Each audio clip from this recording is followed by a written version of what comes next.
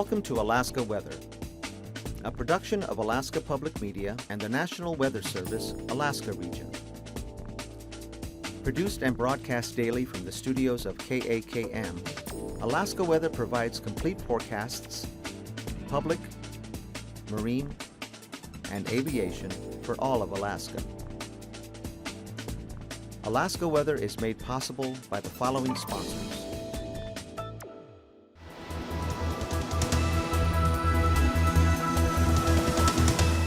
The National Weather Service.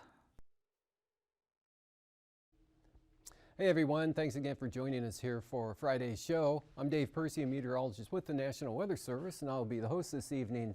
On the warning chart, we've still got the flood warning out for the Taku Lake and river area there due to the high water levels caused by the outburst from the glacial dam that took place here some time ago. And that should be out probably through at least Saturday morning.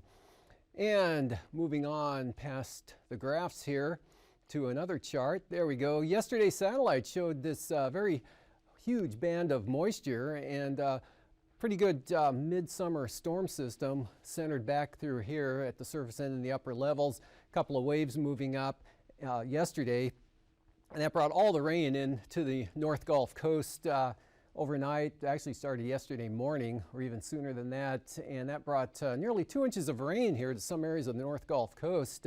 Notably, Cordova picked up 1.85 inches in the last 24 hours. That was one of the heavier amounts reported from the regular reporting stations, but some other areas here, especially in the upslope areas of the hills there to the north and along the coast range, probably saw far greater amounts than that.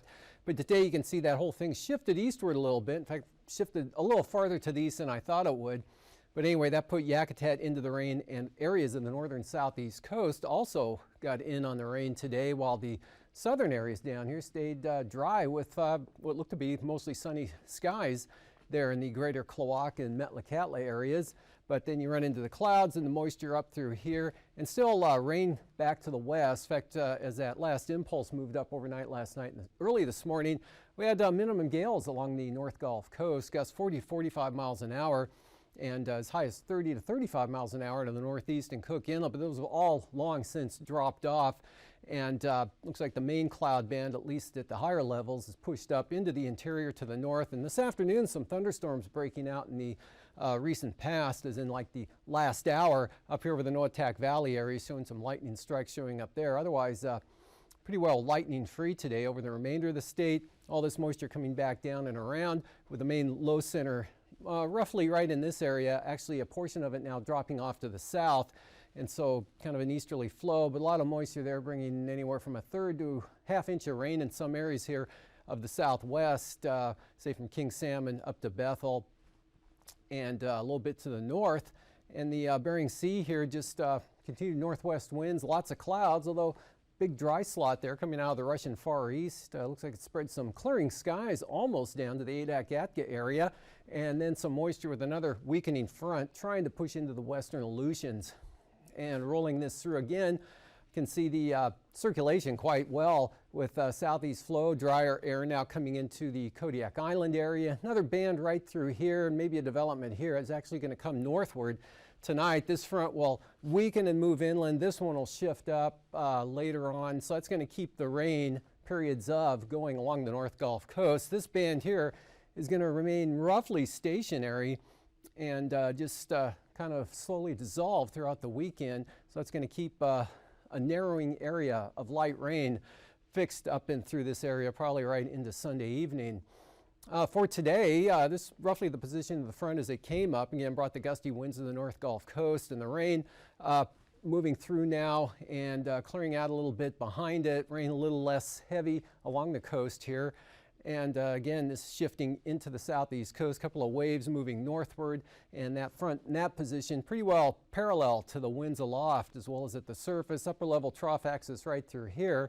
Again, widespread area of clouds with rain and showers here, and then the thunderstorms. Actually, these showers have now developed into thunderstorms this afternoon, and not so much over here to the east. For tonight, low pressure now at the surface right over the Yukon Delta, and with it periods of rain and clouds, IFR conditions. Wind's not all that strong, pretty light actually, with lowest conditions again on the Bering Sea side of the peninsula here. And again, that next development moves up the other front roughly right in through here where that trough would be. This is the original one right there with that trough axis.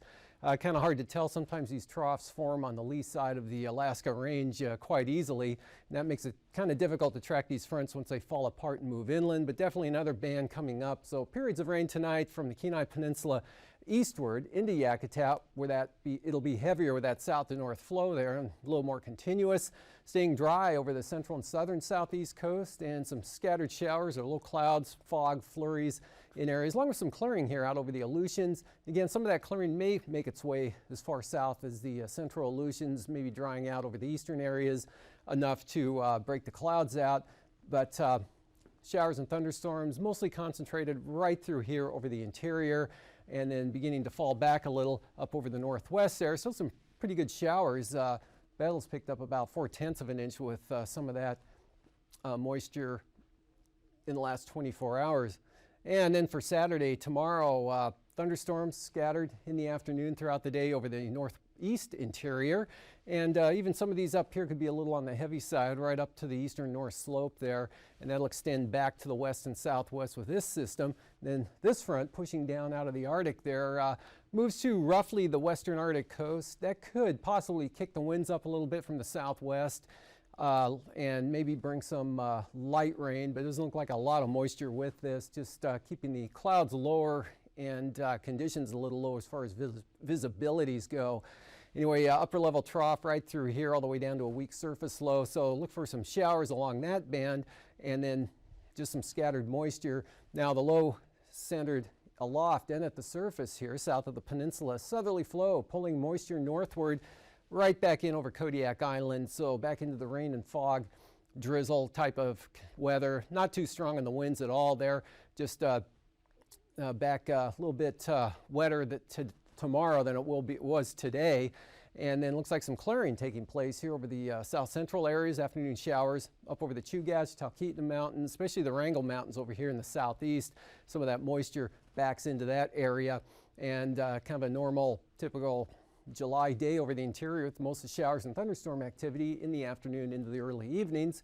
And northwesterlies 10 to 15 miles an hour out here, maybe a few higher gusts, but not much change from what you've seen. Weakening front pushing into the western Aleutians really won't make much headway.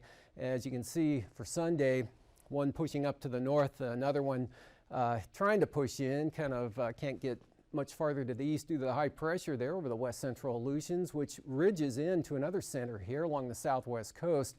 But a lot of leftover moisture actually due to the upper level trough, which lies roughly right through this area. So that's good for some scattered showers with partly to mostly cloudy skies, which mean some areas will see partly sunny conditions.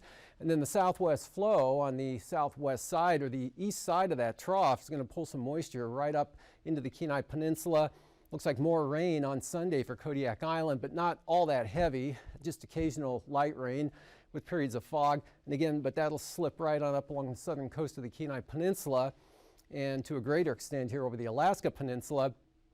While this front here continues to weaken and really edges probably will dry out of Yakutat in tomorrow night, and higher pressure building up here over the North Gulf Coast. And that'll act to kick the winds up in the afternoon, possibly as high as 25 knots through Turnagain Arm, northern Cook Inlet, and lighter down the inlet into the Barren Islands. But isolated thunderstorms, not too bad, drying out here over the eastern Tanana Valley areas, looking pretty good. But this front, as it comes southward through this position, is going to latch onto some moisture that'll come across the Seward Peninsula in the form of rain tomorrow night, and then on Sunday that will slip down into the eastern Norton Sound areas, begin to push eastward, and then it looks like that will slip down into the Kuskokwim Valley areas, going across the Yukon, of course, probably on Monday night into that area due to this system now pulling back to the west, so it's going to dry out Sunday night and Monday here from Kodiak Island. Looks pretty dry for south central Alaska into the first of next week. Then we'll have to watch for some of this moisture coming in from the west-northwest and try to determine how much it'll jump the Alaska range. Temperatures today, well, out in the west here, lower 50s. over the Pribilofs, but 54 degrees at Adak, as well as on Alaska, upper 50s here for the Alaska Peninsula, with 59 at King Salmon, where they picked up about 43 hundredths, I think, was right around a half an inch of rain in the last 24 hours, and 58 up at Bethel, where they had about a quarter of an inch of rain. Otherwise, 56 in Kodiak, 60s here through the Cook Inlet area, 65 at Kenai, and 61 in Anchorage, 59 over at Gulkana. While the northern areas, the Arctic coast, upper 40s, all the way out to the coastline, milder and over the North Slope, and then lower 60s in areas along the Brooks Range. 60s, lower 70s over the interior areas, back into the upper 50s there in the Mid-Valley, and near 60, as I mentioned, the Copper River Basin. And it all seems to be in reverse today. So highs near 60 here along the North Gulf Coast, and of course where the rains moved in, mid to upper 50s, but up to 73 at Petersburg this afternoon, into the mid 60s at least there over the southern southeast coast with more sunshine. For tonight, lows down that way, upper 40s to lower 50s, and about the same here over south central Alaska. Maybe a few more readings in the 50s and 40s, upper 40s to mid 40s out to the southwest, and 50 either side there, mostly above in the interior, and then down toward the frost point as you get up toward the Arctic coast, especially around the Barrow area. And then highs tomorrow, lots of 70s from the Seward Peninsula here eastward into the eastern interior with, again, approaching near 80 toward the Eagle area. And then cooler 60s to lower 60s to mid 50s right along the coast where the clouds and rain will persist, like Yakutat. And another pretty nice day with the driest, warmest conditions down over the southern panhandle. And with that band of moisture, IFR, again, we'll probably slip on up into the northern Lynn Canal Glacier Bay areas and the passes tomorrow afternoon with marginal VFR to start with. IFR, southern coast of the Kenai Peninsula, again, Kodiak Island on the east side, and then a swath out here from Nunivak Island on down to the eastern Aleutians. Marginal VFR all the way up until it becomes IFR in the eastern North Slope and Arctic coast. And then with that front coming in, more IFR with that along the western Arctic coast, and even some marginal VFR persisting here along the western Alaska Range. And passes Anatuvik open on either side tomorrow, as well as Adigan. Lake Clark and Merrill, marginal VFR, rainy, starting out marginal, becoming VFR in the afternoon or probably by late morning.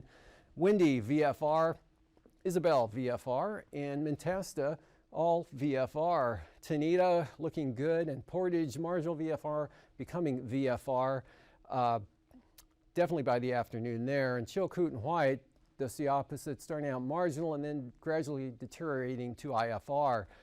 Freezing levels here show the colder air now is upper low pulling off to the south. Still a trough axis right through here, but the coldest air aloft in the main circulation now down southwest of Kodiak, and a gradient right through here, and those winds streaming northward there, and the frontal boundary stuck right along there, streaming up to about the Yakutat area. Icing with that moisture up to 20,000 feet from the freezing level here of the light to isolated moderate rime or mixed varieties.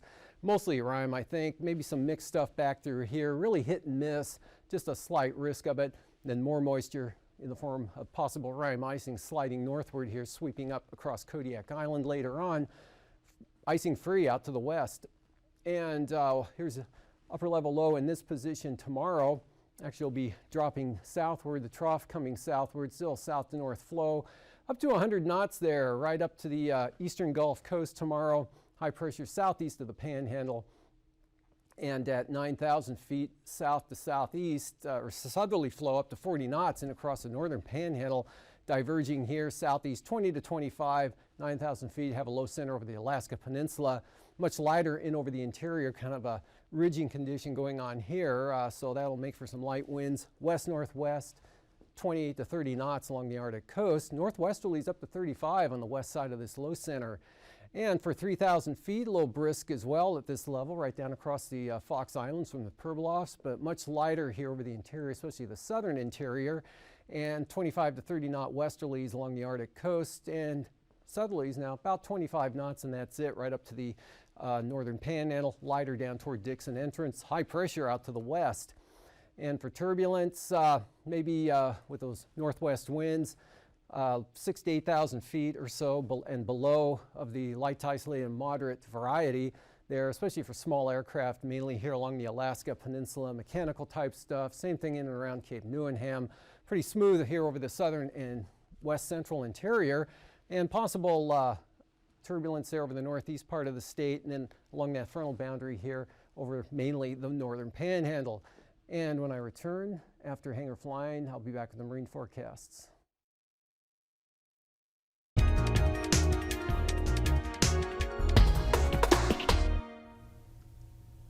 Good evening, everyone. My name is Ed Cornfield. On behalf of the Alaskan Aviation Safety Foundation and Alaska Public Media, welcome to another edition of Hangar Flying.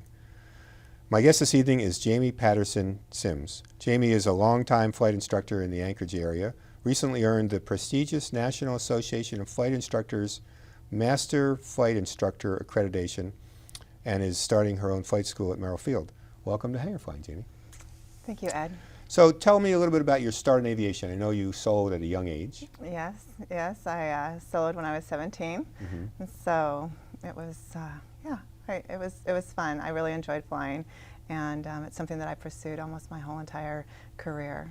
So. And I've known you for a long time, so I know that you're really passionate about aviation. You know, I'm sure you've read a lot of the books, and you go to I've seen you at a lot of the seminars almost constantly. So, right. What were some of the well, talk about some of the challenges that you had learning to fly. Well, it was, learning to fly is always has a different set of parameters that a student goes through. There's excitement, there's the adrenaline rush, there's the challenges, there's a sense of satisfaction at every step of the way as they progress through their training. And getting that private pilot's license, going from a non-flying person to an actual pilot, is one of the greatest accomplishments. And I always encourage everyone to push their personal boundaries and learn how to fly. So what were some of the flying jobs that you've done? Some of the flying jobs that I've had, I've been a flight instructor. I got my flight instructor rating in 1993, and I flight instructed up here in Anchorage for about a year, and then I went out to Bethel and was a pilot out there for about another year, and then I was a tour pilot around Mount McKinley, and I did a lot of charter flying throughout South Central Alaska. So yeah, I've always enjoyed it, and I've also taught at the university from 2007 to 2013, both as a simulator instructor, as an adjunct professor, and as a flight instructor while I was getting my MBA, my master's. So, and you've done some interesting ferrying trips to different places? Yes, I have. I've ferried a few 206s from Anchorage down to Miami, and those both in the summer and in the winter. And the winter was a little more challenging than the summer because we had to go, once we took off from Anchorage when it was 21 degrees below zero, we had to make Seattle because there was no stopping really except for fuel in Yakutat and Ketchikan. That's interesting. So now let's talk about your flight instructing. You know, what made you decide to become a flight instructor? I always thought that instructing could be a lot more fun than the instruction that I received. I went to a university where it was very regimented and controlled, and if you didn't fit into a certain box, then it made it a little more difficult. And so I wanted to reach out to the students who had a little bit more difficulty learning how to fly, and I could mentor them and encourage them through their training. And I think that's a really important trait, to be able to cater to each individual student. So tell me about the Master Flight Instructor award or accreditation that you got. What do you have to do to get that, and how do you have to be nominated by somebody? No, what happened was that it was about a 4-month process, and what they did is that I had to get letters of recommendation. I had to reach a certain level of flying, of hours, and different levels of just teaching and academics before I could reach that certain level. And so after 20 years, I'm finally there. So now tell me about present day. You're starting a flight school. Yes. So tell me a little, like, why did you decide to start it, and just give me a little bit of a short background and what you intend to do. Well, when I came up here in 1995, there was a multitude of flight schools at Merrill Field to choose from. There was probably about 6 or 7 flight schools. And as the years went by, I watched them slowly go down from 6 or 7 to 5 to 4 to 3, and now there is only one at Merrill Field. And so I decided that it would be a good opportunity for me to offer another choice for pilots to have their training at. So That's really cool, and I wish you a lot of luck. I think Thank you'll you. do great.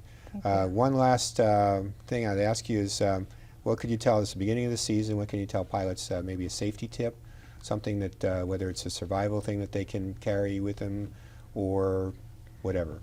Well, I think it's really important that as a professional pilot, that pilots continue to train all the time, and they train at certain intervals as a professional. And when you're a general aviation pilot, maybe you're a private pilot, or you don't do it for a living, that you continue to not only fly, but also to train. And it's always a good idea to go and get a checkup every 100 hours. So if you're flying 5 or 10 hours a month, maybe if you're flying 100 hours a year, get 2% of those hours with a flight instructor and just go up, even for a safety pilot, do some stalls, do some emergencies, and get evaluated and just do a little bit of training. Yeah, that's very good advice. And your school is Skytrek Alaska Flight School, right? Yes. At Merrill Field. Yes. Well, Jamie, thank you very much for joining us, and hope you have a great summer and a lot of success to you. And folks, thanks very much for watching Hangar Flying, and fly safe.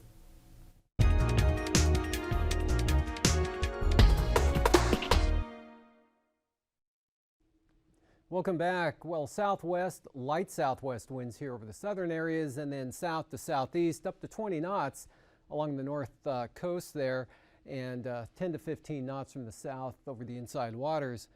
Then on Sunday, again, that front slips just far enough to the east here, but really weakening. It's hardly a wind producer at all, but that should allow those winds to become northwest at about 15 behind it. Otherwise, south, basically 10 knots, quite light all the way down the coastline. Inside waters, no change, light variable to maybe southwest at 10 or less. And then afternoon winds coming up to 20 knots along Canal and Glacier Bay with a little lower pressure in over the Yukon. For Prince William Sound, southwesterlies up to 20, possibly tomorrow. And again, southeast winds picking up in the afternoon into the evening there, northern Cook Inlet, and especially out of the arm. Otherwise, south maybe up to 20 tomorrow afternoon for the central inlet, and then lighter southeasterly winds here from Kamishak Bay down into the Barren Islands, as well as Kodiak Island, 15, that's about it. And light south to southwest breezes there for the North Gulf Coast. Then on Sunday, again, a little bit more gradient here, so a little stronger wind over northern Cook Inlet and Turnagain Arm, southeast, 15 in this area. Not much change for Kodiak, keeping the winds basically east or east-southeast at about 15 knots through the weekend. Light winds for the North Gulf Coast. Bristol Bay, light winds there as well from a variable to south direction. Light variable winds here tomorrow for the Alaska Peninsula, and southeast 15 knots as you get up toward the areas southwest of Sitkinak. Then on Sunday, could see winds pick up to 25 knots here at the highest Sunday afternoon there on the Pacific side of the peninsula in that marine zone. Otherwise, southeast 15. Dropping back to about 10 knots in Bristol Bay, turning east, but only picking up to about 15 knots here down toward Cape Sarachev and up to the north to Port Heiden.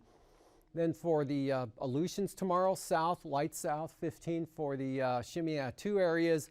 Northwesterlies here up to 20 knots in areas mostly across Nikolsky, out toward Atka, and then lighter just to the east and west of those areas. For Sunday, light variable winds here over the west central Aleutians to south 15 there toward Shimia. Northerlies 15, Adak and Atka, probably more toward 10 knots around Adak, and then up to 20 knots as you slip over toward Nikolsky. And then so southeasterlies coming in out of that peninsula zone there may blow in across this southern area, and again could pick up to 25 knots. For the southwest coast, southwest into Kuskokwim Bay at about 15. Light westerlies here in Nunivak Island all the way up to St. Lawrence Island, as well as the northern Bering Sea, and northwest winds at 10 for the Pribilofs. Then on Sunday, light variable to dead calm winds here south of Nunivak Island along the coast, staying light even up to the north there. Then kind of a southwest breeze here at about 15 from the northern Bering Sea up across St. Lawrence Island, and pretty light northeasterlies for the Pribilofs. On the Arctic coast, light variable winds tomorrow from the central coast all the way to the east there to Mackenzie Bay, and southwest at 10 for the west side. Westerlies at around 15 here through this marine zone there west of Cape Lisburne, Point Hope. Northwest coming into Kotzebue Sound. Then Sunday, really light winds here, keeping an onshore direction there, both here and then picking up a little more, 15 knots and then 20 knots possibly here on the west and central coast there due to that frontal action in that area, but lighter and variable as you head east.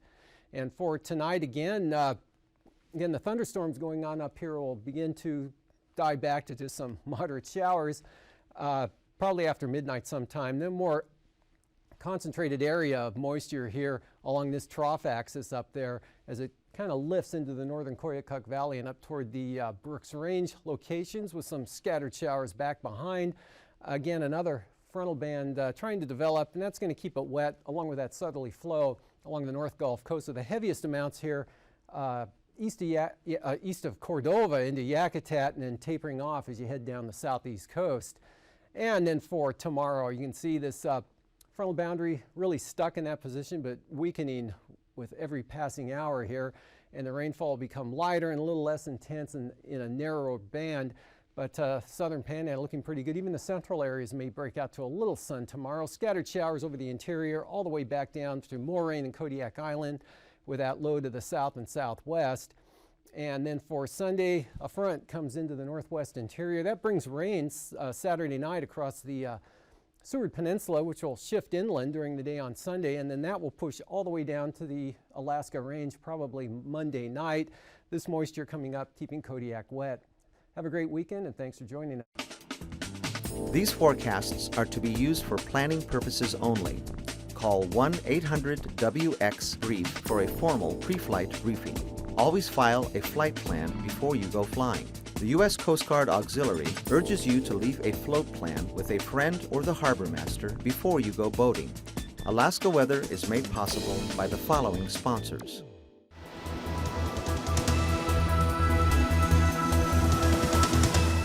The National Weather Service.